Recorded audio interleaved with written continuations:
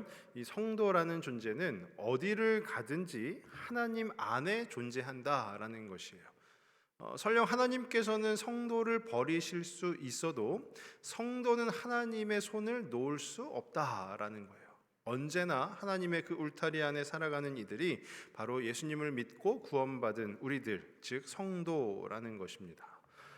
이 성도들이 모여서 공동체를 이루게 되고요. 그 공동체는 우리가 교회라고도 표현을 합니다. 그런데요, 요즘 제일 많이 듣는 이야기죠. 코로나 이후에 교회가 많이 어려워졌다라는 그런 이야기들을 합니다. 제가 며칠 전에도 그 목회 데이터 연구소라는 곳에서 이제 한 통계 자료를 이렇게 메일로 받아보았는데요.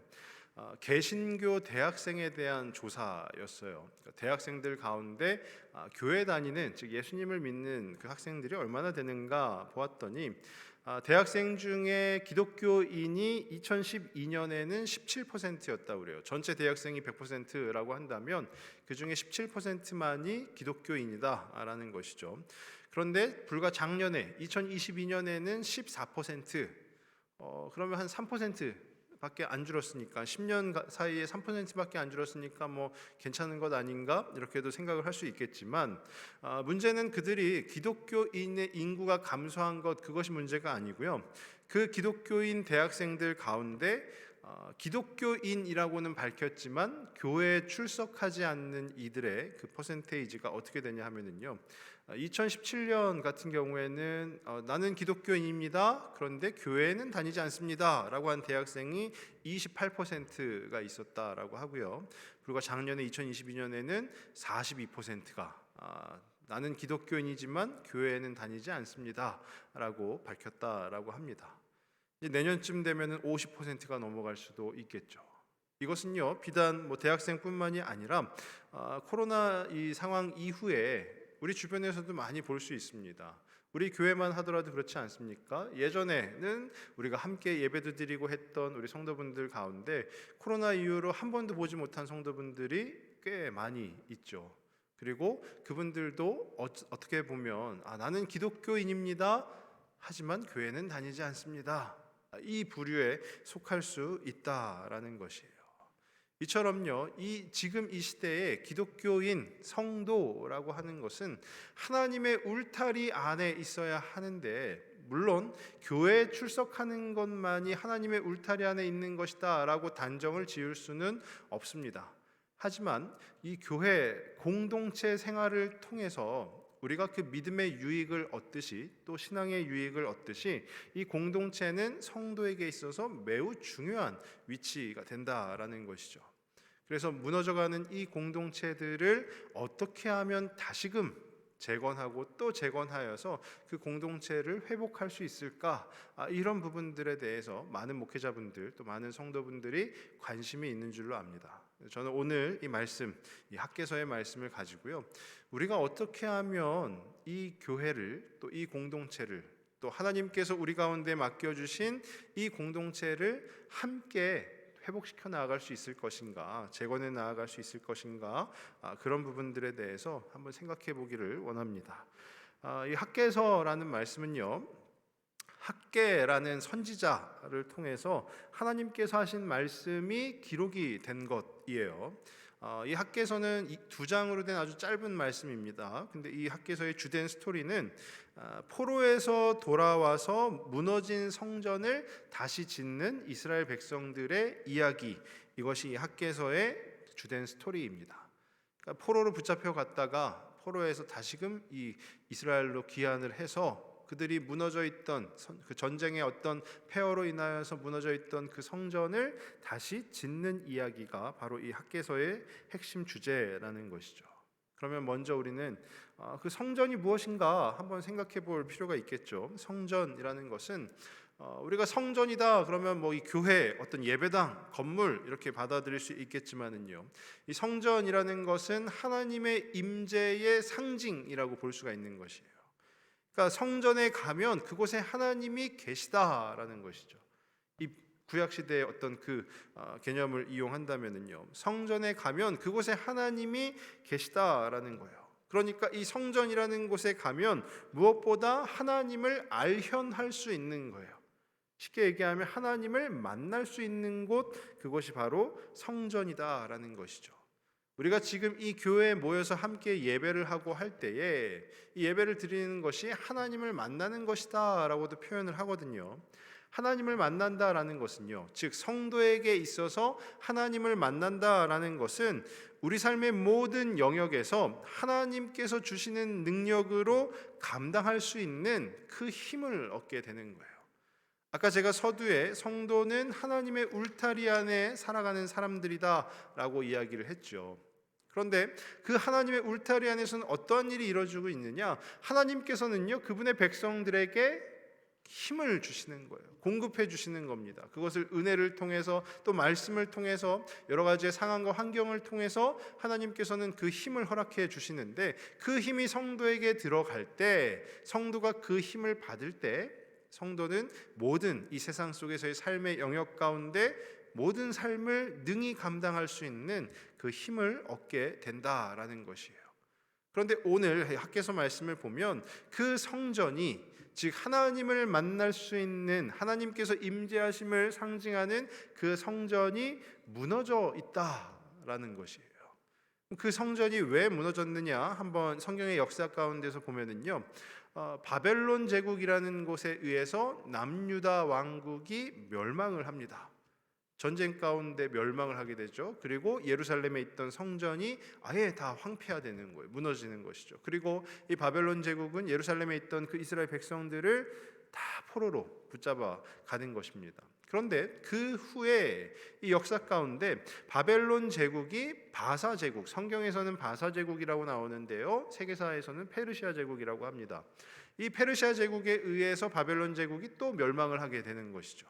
그러면서 오늘 이 학개서 1장 1절 앞부분에 다리오 왕 제2년 여섯째 달에 이렇게 나와요. 이 다리오 왕이 누구냐? 바로 그 페르시아 제국, 바사 제국의 왕이다라는 거예요. 그러니까 이제 바벨론 제국도 무너지고 새로운 제국이 형성이 되면서 그 제국이 뜻한 바는 이 이스라엘 백성들을 다시금 그들의 그 고향으로 예루살렘으로 돌려보내자, 포로 귀환하자, 이렇게 하는 것이 이제 하나의 정책이 되는 것이죠. 그래서 포로에서 다시금 돌아온 이 이스라엘 백성들이 그 자신들의 터전 가운데서 살아가고 있던 그 시기가 바로 이 학개서가 말하고 있는 시기라는 것이에요.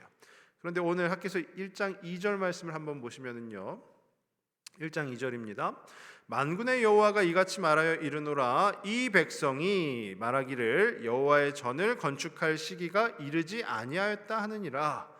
여기서 얘기하고 있는 이 백성이는 이스라엘 백성들을 말하는 것이죠. 이 백성이, 이스라엘 백성들이 여호와의 전을, 즉 성전을 건축할 시기가 아직 되지 않았습니다, 이런 이야기를 한다라는 거예요. 아직 성전을 건축할 시기가 되지 않은 것 같습니다 라는 이야기를 한다는 것이죠. 왜 그러냐 하면은요, 에스라서 3장에 보면 이제 이 동일한 비슷한 시기의 말씀이 나오고 있는데요. 그 에스라서 3장의 내용이 뭐냐면, 돌아온 후에, 포로에서 돌아온 후에 이제 제사를 드리기 위해서, 하나님께 제사를 드리기 위해서 무너진 성전이 있잖아요. 그 성전에 다 황폐화되었으니까 그곳에 이제 어떻게 보면은 돌 하나 놔둔 거예요. 비석 하나 세우고, 야, 이곳이 예전에 성전이었던 곳이다 해서 그곳에 돌을 하나 세우고 거기에서 제사를 드리게 되었다라는 거예요. 자, 이곳이 성전이었다라는 것을 알리는 것이죠. 근데 에스라서 3장에 보면 그 모습을 보고 양분되어지는 모습이 나옵니다. 어떻게 나오냐면요, 에스라서 3장 12절 말씀을 같이 한번 보실게요. 3장 12절입니다. 제사장들과 레위 사람들과 나이 많은 족장들은 첫 성전을 보았으므로 이제 이 성전의 기초가 놓임을 보고 대성통곡하였으나 여러 사람은 기쁨으로 크게 함성을 지르니. 이게 무슨 얘기냐면요, 이스라엘 백성들이 포로에서 돌아왔어요. 그리고 옛날 그 성전이 있던 그 성전터에 비석을 하나 세우고 돌을 하나 세우고, 자, 이곳이 이제 옛날의 성전이었다, 그러니 우리가 여기서 다시금 하나님 앞에 제사를 지내자, 제사를 드리자라고 하는 것이죠. 근데 그 에스라 3장 12절 말씀에 제사장들과 레위 사람들과 또 나이가 많은 족장들은 대성통곡을 하였다라는 거예요. 이들이 왜 대성통곡을 했냐면 이들은 옛날의 성전을 보았거든요. 옛날에 아주 그 웅장했던 성전의 모습을 기억하고 있는 것이거든요. 그러니까 그 황폐된 터에 돌 하나 놔둔 것이 너무 마음이 안타까웠던 거예요. 그러니까 그들은 대성통곡을 하여야 되었는데, 그 뒤에 나오는 여러 사람, 즉 그 바벨론의 포로로 붙잡혀가서 그곳에서 태어났던, 그래서 옛날에 그 웅장했던 성전의 모습을 보지 못한 그 여러 사람은 크게 함성을 질렀다라는 거예요. 왜 그랬을까요? 야, 이제 우리가 포로에서도 풀려났고 우리가 고향 땅에 다시 돌아왔고 이제 우리가 이곳에서 하나님께 제사도 드릴 수 있고, 그 자체가 기쁜 나머지 성전 터에 돌 하나 올려놓고도 굉장히 큰 함성을 질렀다라는 것이죠. 웅장하던 성전은 오간데 없이 기초만 놓여져 있음에도 불구하고 그런 양분된 모습이 나왔다라는 거예요. 그런데 오늘 이 학개서 말씀은요, 그 이후로도 약 15년이 지나서 그 이야기가 이제 기록이 되고 있는 것입니다. 그래서 저는 이 학개서 말씀 통해서요, 무너진 성전을 다시 지어가는 그 이야기를 통해서 우리의 공동체도, 우리 성도의 각자의 그 영적인 부분도, 그 신앙도, 그 삶도 무너진 부분이 혹 있다면 그것이 다시금 재건되어지고 다시금 지어갈 수 있기를 간절히 바랍니다. 먼저요, 4절 말씀을 한번 보시면은요, 1장 4절입니다. 4절에 보시면 이 성전이 황폐하였거늘 너희가 이때에 판벽한 집에 거주하는 것이 옳으냐라고 하나님께서 학개 선지자를 통해서 말씀을 하시는 거예요. 그 성전 포로로에서 돌아와서 성전에 기초를 놓고 제사를 드린 이후에 약 15년의 시간이 지났다라고 했죠. 근데 그 동안에도 이 성전에는 그냥 그 돌 하나 그대로 있었던 거예요. 15년이라는 시간이, 자그만치 15년이라는 시간이 지났음에도 불구하고 이들은 성전에는 관심이 없고요. 어디에 관심이 있었느냐 하면 판벽한 집, 자신의 집, 자기들 집에는 판벽한 집을 지었다라는 것이죠. 이 판벽한 집이 어떻게 우리가 해석을 할 수 있냐면은요, 백향목 나무로, 그 당시에 아주 좋은 건축재거든요. 백향목 나무로 벽하고 천정을 지은 집을 판벽한 집이라고 하는 거예요. 벽, 천정. 우리가 생각했을 때 집이다 그러면 당연히 있어야 되는 것이잖아요. 벽도 있어야 되고 천정도 있어야 되고, 그래야 집의 모습을 갖추는 것 아니겠습니까? 그러니까 판벽한 집이라는 것이 아주 으리으리한 집이 아니라 그냥 집 모양을 갖춘 집이다라는 거죠. 지금으로 치면은 이제 준공이 다 된 완성된 집이다라는 거예요. 완성된 집. 그런데 하나님께서는요, 너희가 거기 거주하는 것이 옳으냐라고 말씀을 하시잖아요. 그 안에 포함된 의미는 뭐냐면, 하나님의 집인 성전은 지금 무엇이 없습니까? 벽도 없고 천정도 없는 거예요. 완성되지 못한 미완성 상태의 집인데 너희가 지금 벽도 있고 천정도 있는 그 완성된 집에 거하는 것이 과연 옳으냐라는 것이죠. 하나님의 집은 완성이 되지 않았는데 너희 자신이 먼저 완성된 집에 사는 것이, 그것이 타당하냐라는 거예요. 이스라엘 백성은요, 하나님께 선택을 받은 자들입니다. 하나님을 섬겨야 하는 백성들인 거예요. 하나님을 우선으로 여겨야 하는 백성들임에도 불구하고 그들이 지금 하고 있는 행동은 무엇이냐면요, 하나님의 집에는 관심이 없어요. 그리고 나의 집에만 관심이 있는 것이죠. 하나님께 우선순위를 두는 것이 아니라 내 삶에, 내 자녀의, 내 가정에 우선순위를 두고 있는 것이에요. 자기의 삶의 안 위에 집중하고 있는 것이다 라는 거예요. 그렇게 살아가다 보니 하나님께서 그들의 모습을 보시기에 어떠하셨을까요? 포로에서도 해방시켜 주셨는데, 그리고 다시금 고향 땅까지도 오게끔 해주셨는데, 그리고 성전 가운데서 다시금 하나님 앞에 제사를 드리며 하나님과의 그 관계가 회복되게도 해주셨는데, 이들이 택한 것은 성전을 다시 짓는 것보다 자기의 집을 짓는 것에 더 관심을 갖게 되었다라는 것이죠. 그래서 그 결과 어떻게 됐냐면요, 6절 말씀입니다. 6절 말씀에 너희가 많이 뿌릴지라도 수확이 적으며 먹을지라도 배부르지 못하며 마실지라도 흡족하지 못하며 입어도 따뜻하지 못하며 일꾼이 삭을 받아도 그것을 구멍 뚫어진 전대에 넣음이 되느니라. 이게 한마디로 얘기하면 뭐가 될까요? 만족이 없다라는 거예요. 만족이 없다. 하나님께서 주십니다. 근데 주시는 것에 대해서도 만족이 없다라는 거예요. 더 원하고 그냥 작은 것에 감사하고 이런 것이 아니라, 주신 것에 감사하고 이런 것이 아니라 많이 뿌린다라는 거죠. 왜냐하면 더 많이 얻기를 원하니까 씨앗도 더 많이 뿌리지만 뭐라고 합니까? 말씀 가운데 수확이 적다라고 해요. 그리고 배가 고프니까 막 먹어요. 근데 막 먹어도 배부르지 못하다라는 거예요. 마실지라도 흡족하지 못하고 또 옷을 입어도 따뜻하지 못하다. 즉 만족이 없다라는 거예요.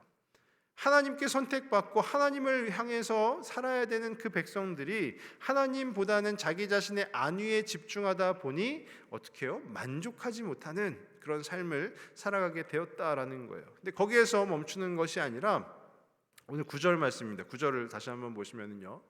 9절에 너희가 많은 것을 바랐으나 도리어 적었고 너희가 그것을 집으로 가져갔으나 내가 불어버렸느니라. 나 만군의 여호와가 말하노라. 이것이 무슨 까닭이냐? 내 집은 황폐하였으되 너희는 각각 자기의 집을 짓기 위하여 빨랐음이라. 아멘. 이 이야기가 무엇입니까? 하나님께서 이제 아예 이스라엘 백성들에게 전곡을 찔러서 말씀을 해주시는 거예요. 너네가 그렇게 힘들고 어렵게 만족하지 못하고 살아가게 되는데 그 이유가 무엇이냐? 그것이 무슨 까닭이냐라는 것이죠. 9절 뒷부분에 내 집은 황폐하였으되 너희는 각각 자기의 집을 짓기 위하여 빨랐습니다. 성전은 지금 벽도 없고 천정도 없고 미완성된 상태인데 너희는 벽도 있고 천정도 있는 그 완성된 판벽한 집에 살고 있으니 그것으로 인하여 너의 삶 속에 만족함이 없고 감사가 없고 그런 것 아니겠느냐라는 거예요. 그러면서 하나님께서는 이제 경고의 메시지도 주십니다. 10절과 11절 말씀 한번 보시면은요. 그러므로 너희로 말미암아 하늘은 이슬을 그쳤고 땅은 산물을 그쳤으며 내가 이 땅과 산과 곡물과 새 포도주와 기름과 땅의 모든 소산과 사람과 가축과 손으로 수고하는 모든 일에 한재를 들게 하였느니라. 농사를 지어도 농사가 망하게 되고요. 그들이 무언가를 하려고 해도 잘 되지 않는 그런 상황으로 하나님께서 그렇게 몰고 가고 계시다라는 거예요. 무엇을 하려 해도 잘 되지 않는, 앞뒤가 다 꽉꽉 막혀버린 것과 같은, 그러면 그런 상황 가운데 놓인 백성들이 자연스럽게 어떻게 되겠습니까? 하나님 앞에 나와서 간절한 마음으로 제사를 드릴 수 있을까요? 그렇지 않죠. 점점 영적으로 메말라갈 수밖에 없는 그런 이들이 되어가는 것입니다. 그런데요, 하나님께서는요, 그 이스라엘 백성들을, 즉 하나님께서 택하시고 아끼시고 사랑하시는 그 이스라엘 백성들을 위해서 방법을 알려주세요. 해결할 수 있는 그 모든 만족을 회복하고 감사를 회복할 수 있는 그 방법을 알려주시는 것입니다. 그 방법이 뭐냐면 오늘 말씀 5절과 7절에 나와 있는데요. 5절에는 이렇게 돼 있죠. 너희는 너희의 행위를 살필지니라. 그리고 7절에는요. 너희는 자기의 행위를 살필지니라. 비슷한 말이에요. 같은 의미입니다. 너희는 너희 자신의 행위를 살필지니라. 이 살필지니라가 무슨 얘기냐면요, 이 살피다라는 말의 원어가 레바브라는 히브리어 단어인데요. 이 레바브는 학개서에 이곳에만 나오는 게 아닙니다. 학개서가 2장으로 된 짧은 말씀인데요.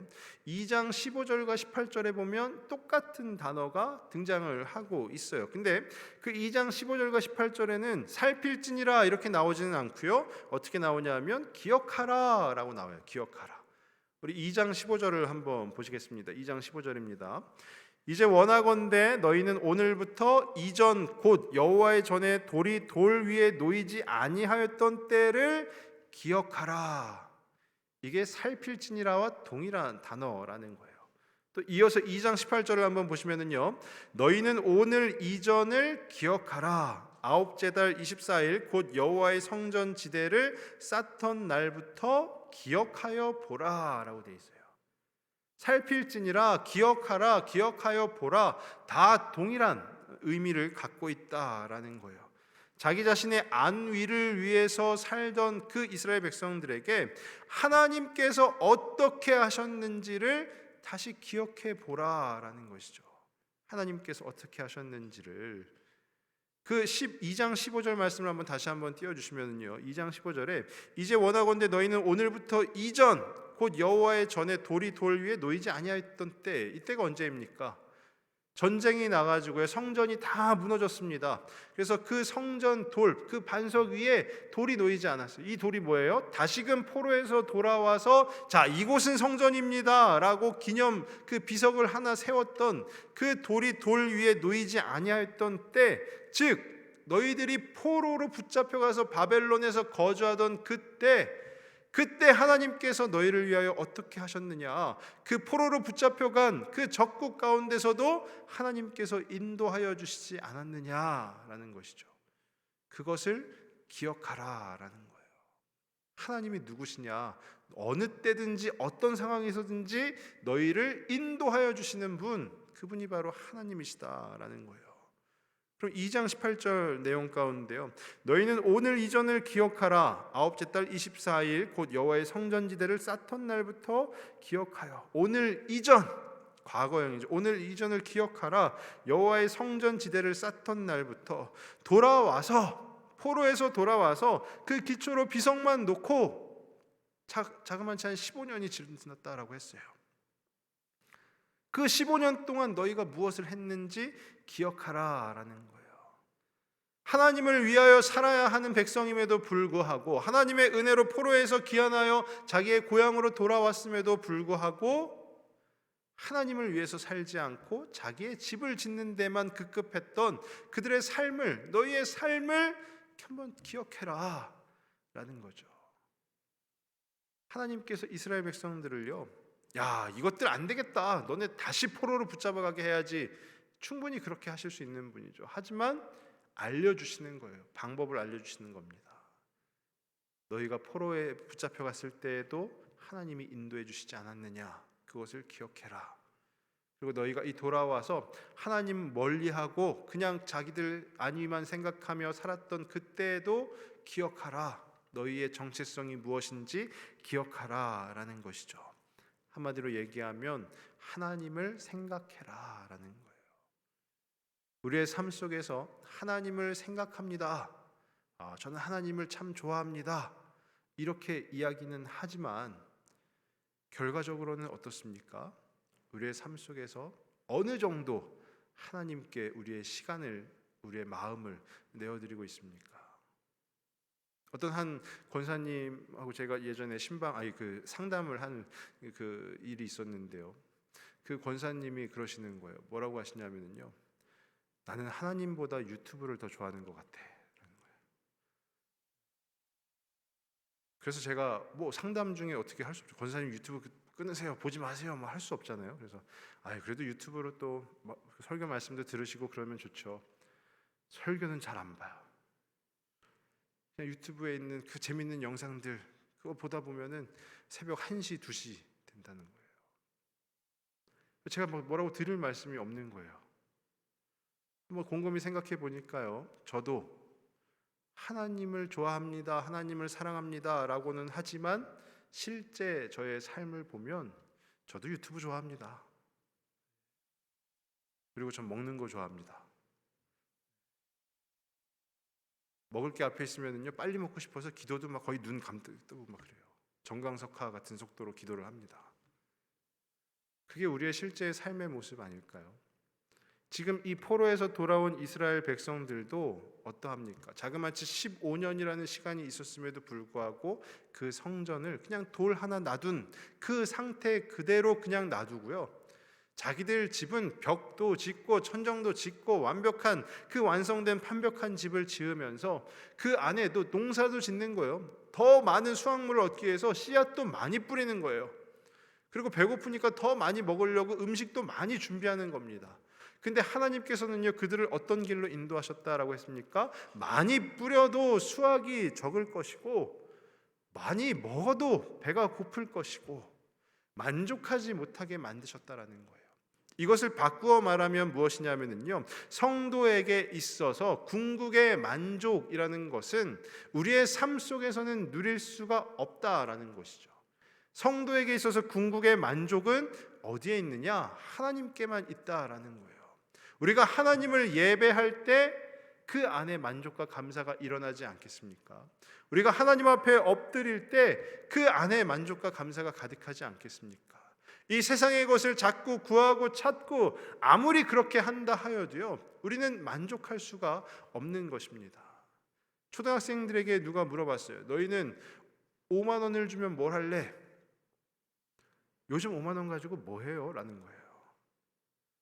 초등학생들조차도요, 5만 원이라는 액수가 매우 적은 것이다 생각하는 시대가 지금 우리가 살고 있는 시대다라는 거예요. 돈을 벌면 더 벌고 싶고요, 돈을 모으면 더 모으고 싶고요, 집을 장만하면 더 큰 집을 장만하고 싶고요. 그것이 우리의 삶의 모습 아니겠습니까? 근데 그런다 하여서 우리가 막 만족하나요? 그게 아니죠. 우리의 만족은요, 철저하게 하나님 안에서만 이루어지는 줄로 믿습니다. 아까 제가 처음에 서두에 설명드렸죠. 성도는 하나님의 울타리 안에서 살아가는 사람들이다라는 거예요. 하나님께서 주시는 것을 받을 때 그때 우리 안에 만족함이 있는 줄로 압니다. 그래서 하나님께서는요, 너희의 행위를 살필지니라, 그 하나님을 생각해라 라고 오늘 이 학개서 말씀을 통해서 우리 가운데도 도전을 하시는 줄로 믿습니다. 그러면 하나님을 생각하기 위해서는 어떻게 해야 되느냐? 궁극적으로 성전을 지어야 되는 거예요. 그 돌만 놓고 있는 것이 아니라, 자 여기가 성전이었습니다 할 것이 아니라 그 성전을 지어야 되는 거예요. 그럼 그 성전을 어떻게 지어야 되느냐? 8절 말씀입니다. 오늘 1장 8절 말씀에 보시면은요, 너희는 산에 올라가서 나무를 가져다가 성전을 건축하라. 그리하면 내가 그것으로 말미암아 기뻐하고 또 영광을 얻으리라. 여호와가 말하였느니라 라는 거예요. 아주 단순합니다. 매우 어려운 주문을 하시는 것이 아니라 아주 단순하게 성전을 건축하면 된다. 그럼 어떻게 건축하느냐? 산에 올라가서 나무를 가져다가 건축하면 된다라는 거예요.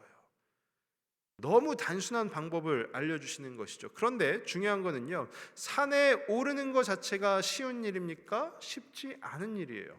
열심히 있어야 감당할 수 있는 일입니다. 그리고요, 산에 올라서 나무를 가져오려면 중요한 것은 무엇이냐면요, 혼자서는 절대 불가능하다라는 거예요. 성전이라는 것 자체도 하나님을 믿는 그 공동체가 모이는 곳 아니겠어요?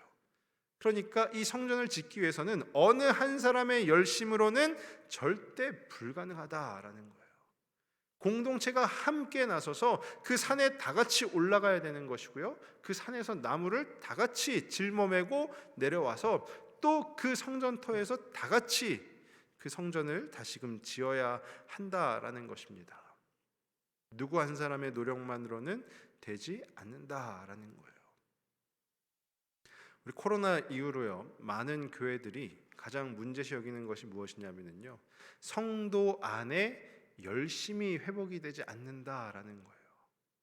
그리고 나는 못해 라고 하고 다 다른 사람에게 떠넘기기를, 그런 모습들이 코로나 이후에 우리 교회 안에, 한국 교회 안에 많이 발생이 되고 있다라는 것이죠. 그런데 중요한 것은요, 성전은 어느 한 사람의 노력으로 되는 것이 아니라 우리 모두가 하나님 앞에 부름받은 그 성도가 함께 산에 올라가야 되는 줄로 믿습니다. 함께 산에 올라가고요, 그곳에서 나무를 해가지고 함께 그 무거운 나무를, 성전을 짓는데 나무가 뭐 한두 그루만 있겠습니까? 어마어마하게 많이 들어가는 거죠. 그 나무를 함께 짊어매고 내려와야 되는 거예요. 그리고 그것을 함께 만들어야 되는 줄로 믿습니다. 저는 간절히 바라기는 우리 부평동부교회 우리 성도분들 함께 산에 올라가실 수 있기를 바랍니다. 열심을 내셔야 하는 거예요. 그리고 그곳에서 함께 나무를 짊어매고 내려오실 수 있었으면 좋겠어요.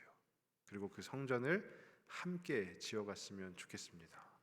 그래서 우리 교회에서 정말로 하나님을 향하여서 어느 누구 한 사람에게 막 일이 몰리고 그것이 아니라 우리 모두가 그 하나님을 섬기고 하나님 앞에 나아가는데 부족함이 없을 수 있도록 우리 모든 성도분들이 한 마음 한 뜻을 품고 우리의 그 하나님의 울타리 성전을 회복시켜 가는데 쓰임 받는, 또 나아가는 저와 우리 모든 성도님들이 다 되시길 주님의 이름으로 축원합니다.